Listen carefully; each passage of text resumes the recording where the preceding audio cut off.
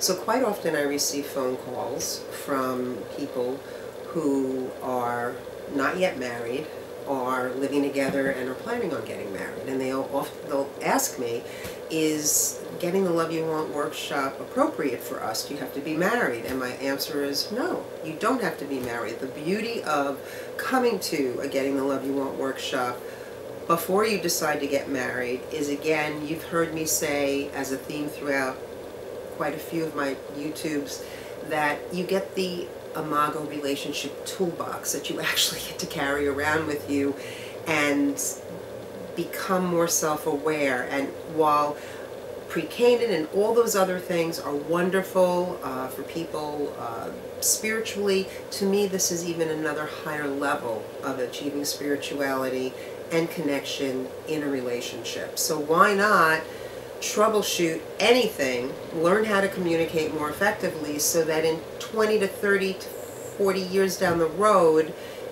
you don't have the problem that you may or could have started out with.